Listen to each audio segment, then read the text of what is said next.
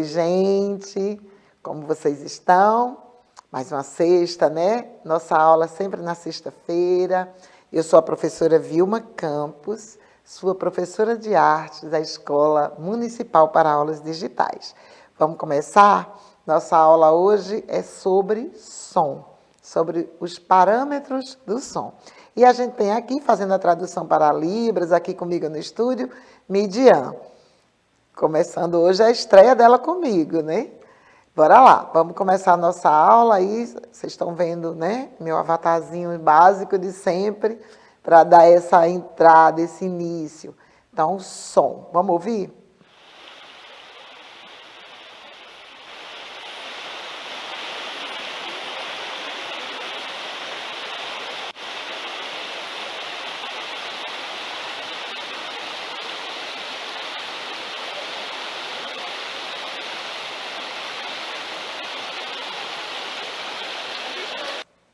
Então, aí vocês ouviram, né, o som de um rio, de água, para a gente lembrar que o som é algo que faz parte da nossa vida, né, que preenche, né, os espaços, que dá para a gente sensações, percepções, né, também que ajuda a gente a construir a noção de tempo. Então, o som é muito importante.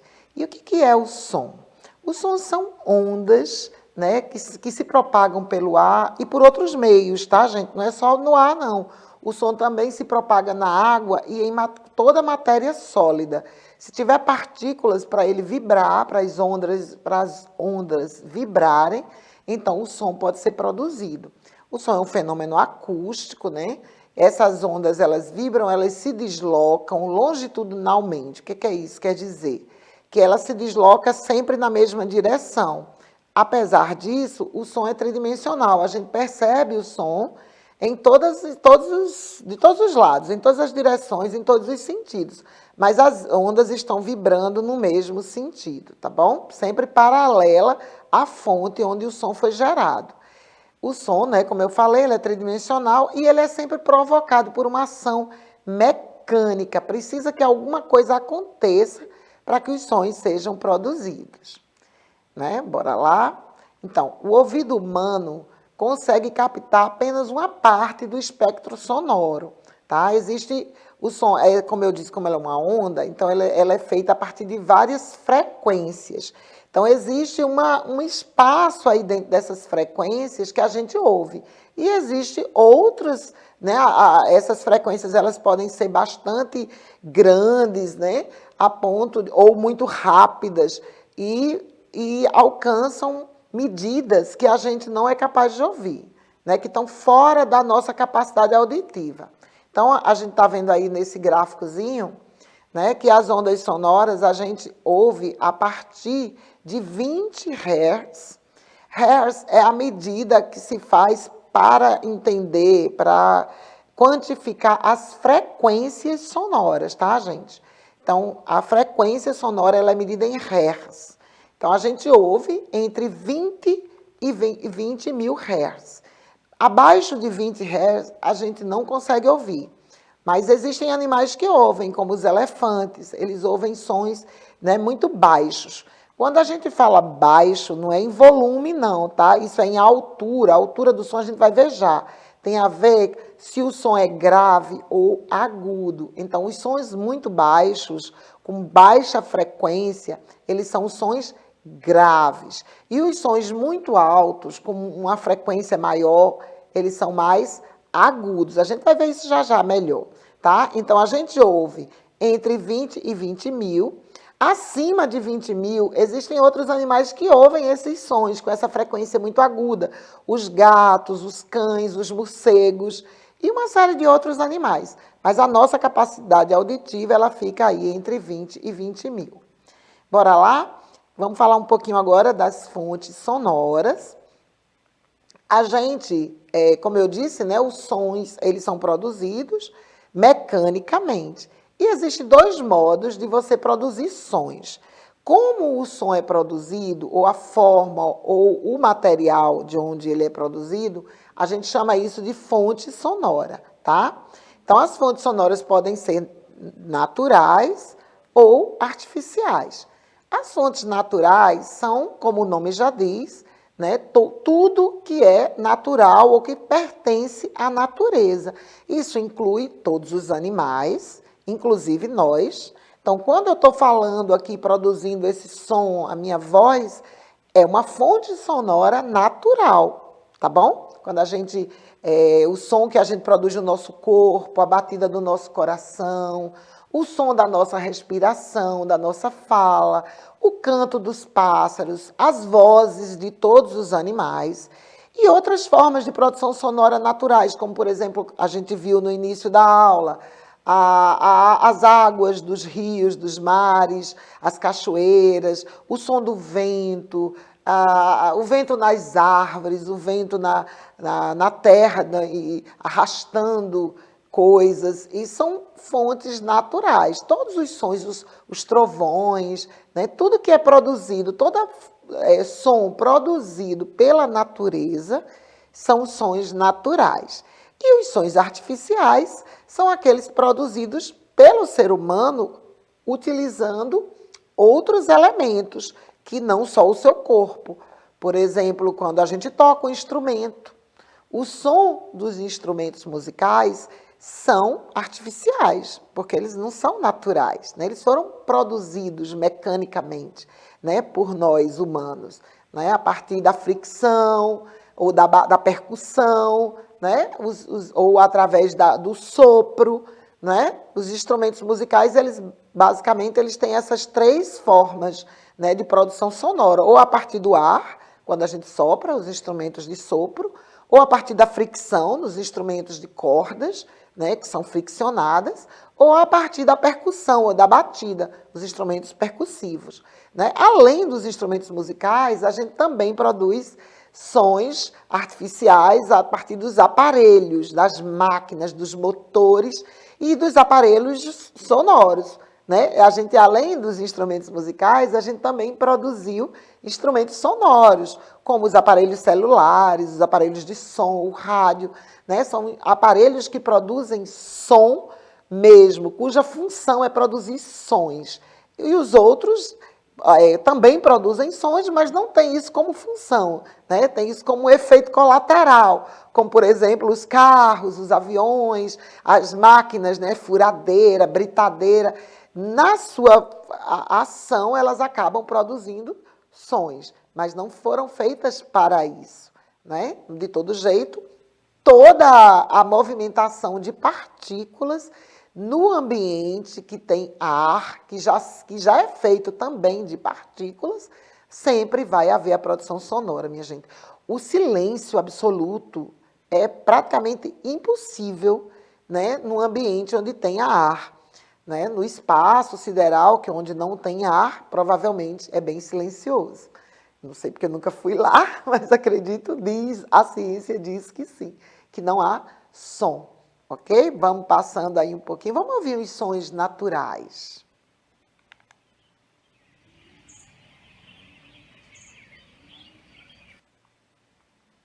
Então, aí deu para a gente ouvir, né, um pouquinho dos sons de pássaros, né? Os sons de vento, a natureza. Então, todas as fontes que são, né, advindas da natureza, incluindo nós, que nós também somos parte da natureza, né? Às vezes a gente esquece um pouco disso, mas nós também somos animais, né, e somos parte da natureza. Nós também somos uma fonte sonora natural. Vamos ver as fontes artificiais, os sons artificiais.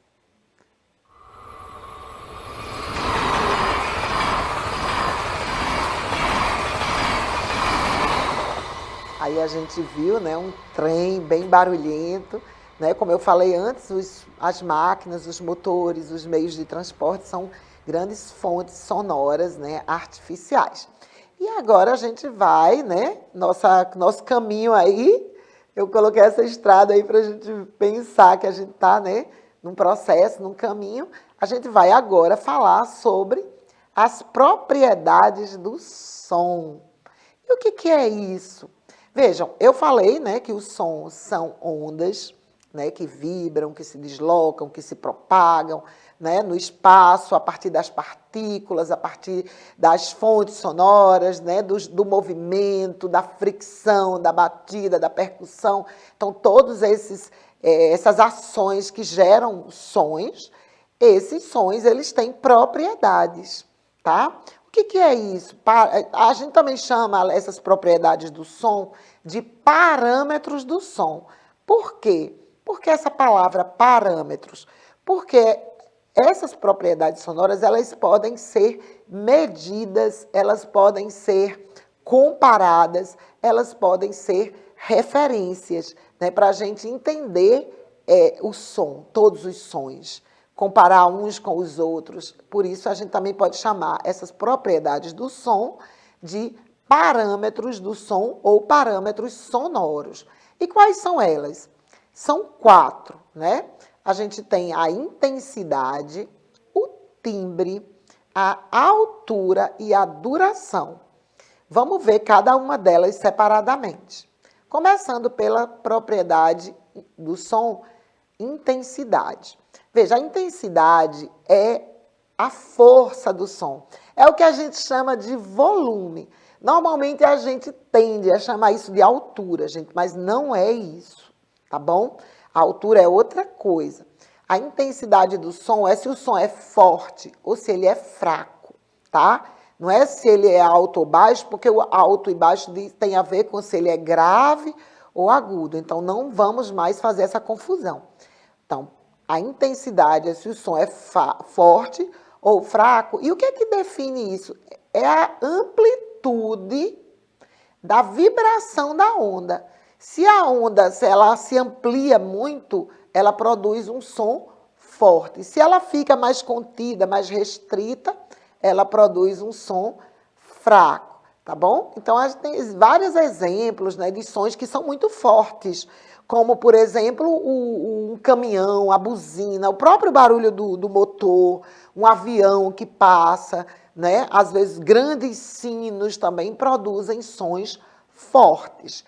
E sons fracos, né? A nossa voz, a voz humana, quando a gente fala naturalmente, a gente produz um som fraco. Quando a gente grita, a gente amplia, né, essa onda sonora e produz um som mais forte.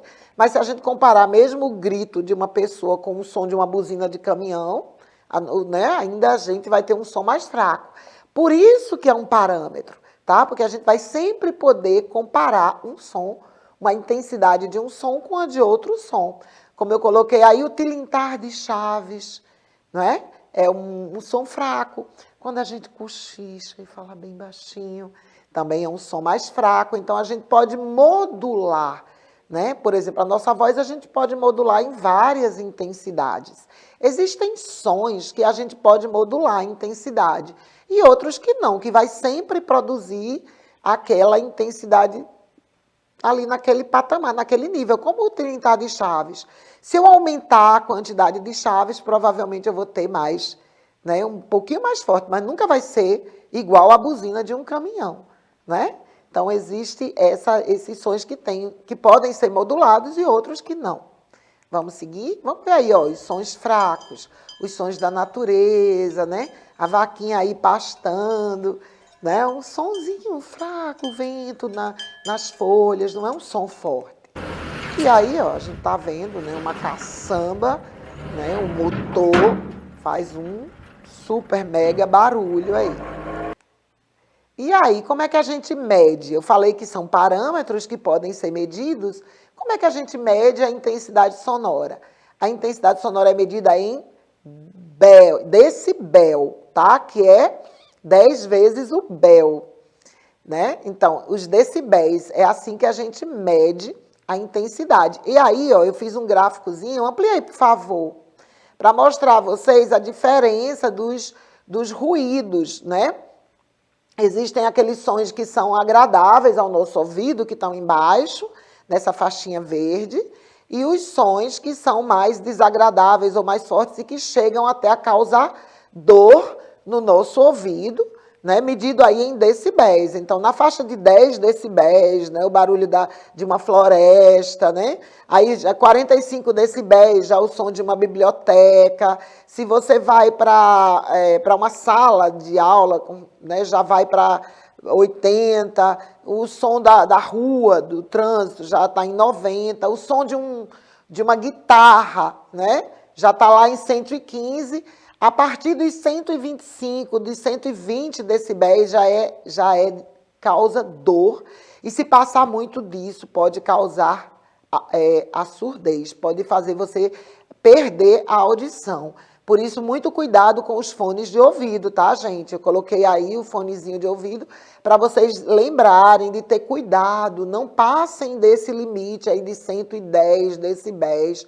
Né? Tem gente que bota o fone tão ouvido que não consegue ouvir o fone tão alto, né? Com um volume tão forte, que não consegue ouvir o ambiente externo e isso pode causar perda auditiva. Tenham cuidado com isso.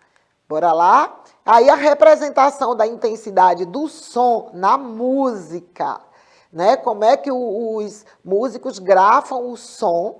Então, eles colocam esse símbolozinho, vocês estão vendo aí, ó, 2 pezinhos, é pianissimo, é italiano, porque é uma tradição, né, da produção da partitura. Então, 2 pezinhos é pianíssimo, é baixíssimo. Um P é piano, um MP é um mesopiano, MF mesoforte, o F forte e o FF fortíssimo. Eu botei aí uma bolinha rosa e azul para vocês verem como o compositor ele foi marcando onde ele queria que a música fosse mais forte, fosse mais intensa ou fosse mais fraco, né, mais baixo, aí, né, menos forte. Vamos ouvir um pouco de música e vamos perceber essa intensidade sonora. Vê se vocês conseguem perceber aí na música. Né? Olha aí, o MP, mesopiano, tem a música sendo tocada. Olha agora, forte. Essa é a Quinta Sinfonia de Beethoven, uma das músicas mais lindas que a humanidade já produziu. E essa animação é belíssima. A gente vai ver essa animação, são 4 minutos, a gente vai ver dividido, para a gente ver os elementos todos aí, fortíssimo.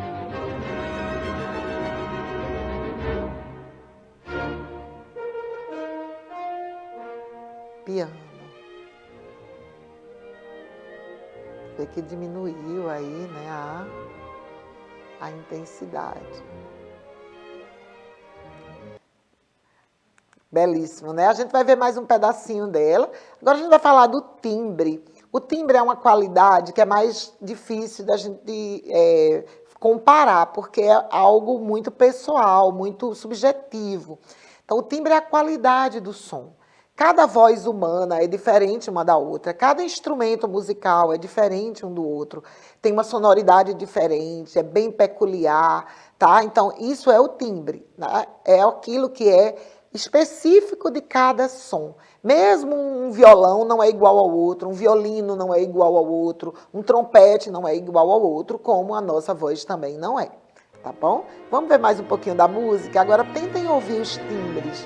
Vocês vão ouvir aí cordas e metais e tem percussão também. Vê se vocês conseguem perceber os diversos timbres que estão aí dessa música.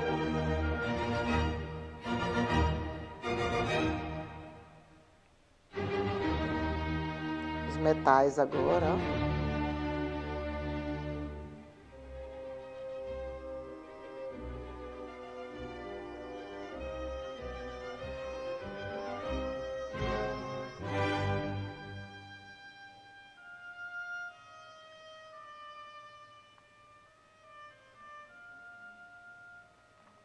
Vamos seguir. Agora a gente vai falar da altura. A altura é aquilo que eu coloquei já antes, a gente já falou sobre isso, né? A altura tem a ver com a frequência das vibrações, não com a amplitude é a intensidade, é a frequência, a quantidade mesmo de vibrações, né, que a onda, a ondulatória faz, né, para produzir o som. E aí ele pode ser mais grave, quando ele é mais baixo, e mais agudo, quando ele é mais alto, quando tem mais frequência sonora, tá bom? Então, aí a representação da altura na partitura, no pentagrama. A gente tem as claves, né, que determinam onde vai ficar cada nota no pentagrama. A gente já viu sobre isso na aula de notação musical. Então, quem quiser pode voltar e ver essa aula. E vocês estão vendo aí, ó,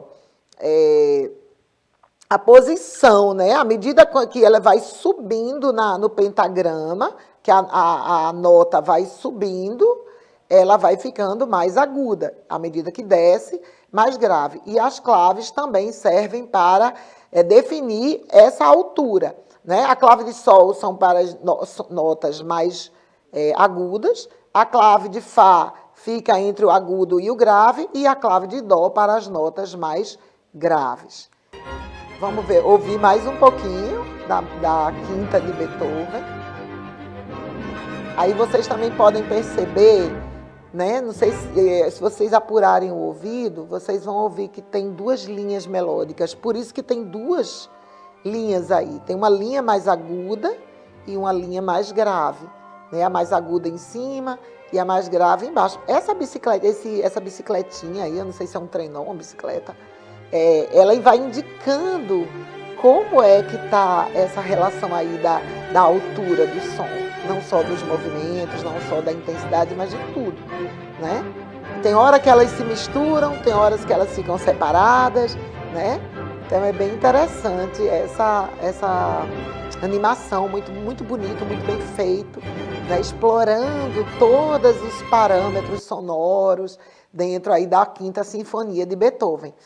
A gente não está vendo repetido não, tá, gente? Cada videozinho desse é um pedacinho da música, ela está continuada. Vamos seguir? Então, aí eu acho que deu para vocês compreenderem bem essa questão da altura, e aí a gente não vai mais confundir, né, intensidade com altura. Intensidade é se o som é forte ou fraco, e a altura é se o som é grave ou agudo. Vamos lá? Agora a gente vai falar sobre a duração, né, do som, né? O som, a onda, ela pode vibrar em várias frequências, em várias amplitudes, e ela também pode vibrar em um tempo maior ou menor. E isso vai determinar se o som é longo ou se o som é curto. Vejam, existe aí, como na intensidade, uma possibilidade de alteração. Veja, existem sons que vão ser sempre curtos e outros que vão ser longos, mas existe também a possibilidade de você definir se o som é longo, ou se você quer um som longo ou um som curto. Isso quando você está tocando uma música. É você que compõe a música, ou que toca a música, que vai definir a duração desse som, tá? Mas existe, isso a gente pensando em música, porque a música é uma forma sonora estruturada, elaborada, pensada, sentida, vivenciada, diferente dos sons, dos demais sons que existem, porque o som é mais que a música, né? A música é som, mas existem outras formas de sons, como a gente viu. Existem os ruídos, e os ruídos, às vezes, eles são bastante definidos. Existem sons que são fracos, que são curtos, né? Como, por exemplo, como eu coloquei aí no texto, uma palma, né? Não tem como eu bater uma palma longa. Eu posso bater várias palmas e, a partir de várias palmas, eu produzir um som longo. Mas a palma é pá, acabou, né? Eu bato, acabou, né? Já uma sirene, né, foi programada para produzir um som longo, né? Se não for longo, não vai ser uma sirene, vai ser um bip. Então, é interessante a gente fazer essa distinção. Existem sons, né, os ruídos, que eles têm na própria natureza deles uma duração definida. Na música, não. Na música, é o artista, compositor que define a duração de um som, ou quem toca, tá? Porque a gente pode tocar uma música de formas diferentes. Você pode tocar a mesma música com um ritmo mais acelerado ou com um ritmo mais lento. Você pode tocar uma mesma música, né, no ritmo de valsa, de forró ou de frevo, né? Os artistas normalmente fazem isso. Eles pegam uma música e vão trabalhando ali de acordo, né, com o seu estilo musical, né? Quando é um sambista, ele pega às vezes uma música que não é um samba, né, e leva ali para o universo do samba e transforma no samba. Às vezes o contrário também, às vezes a pessoa que não é um sambista canta um outro tipo de uma música romântica e ele pega um samba e leva para uma outra sonoridade mais lenta, mais próxima de uma balada. Não perde a característica de samba, né? Mas ganha um outro ritmo. Então, a duração do som, ela está intimamente ligada com o ritmo da música. Vamos ver isso aí? Veja, aí vocês estão vendo como é que é a duração do som na música, tá? Então, vocês estão vendo aí que existem tempos, que isso é definido em tempos. Então, existem várias figuras, isso aí não é nota, tá, gente? Só é nota quando está na pauta, definida por uma clave, tá? Quando está no determinado lugar da pauta, que define se aquela figura, naquela primeira casa da pauta, né? Ali é um Mi, se tiver na clave de Sol. A segunda é um Fá, a terceira é um Sol, mas quando ela está assim solta, não é uma nota, é só uma figura, tá? Então, essa bolinha sem haste, é a figura que vale um tempo, é chamada de semibreve. Depois, quando ela ainda está abertinha e tem uma haste, né, ela vale meio tempo. Aí, quando ela já está fechadinha, vale um quarto de tempo. Vocês estão vendo que vai aumentando, né, numa projeção ou progressão aritmética, né? Vai dobrando aí. A colcheia tem essa hastezinha. Além da haste, ela já tem um colchete. Depois, a metade é a semicolcheia, que vale 1/16. Depois, a fusa, que já vai ter 3 colchetes. E a semifusa, que vai valer aí 1/64. Vocês vão vendo que vai na progressão, né? Vai diminuindo à medida que ela vai ficando mais rápida. E do lado, aí vocês estão vendo a pausa. Existe, do mesmo jeito que tem a figura que define a nota, que é o tempo, também tem a pausa, porque o ritmo da música é feita de silêncio e som. Tem a figura, tem a nota e tem a pausa. E as pausas são definidas no mesmo tempo que os sons. Fica interessante, né? Então, aí a gente está vendo o parâmetro do som relacionado à música. É muito legal isso, bem interessante. Não esquecer desses elementos aí. Vamos ver um restinho aqui da música de Beethoven.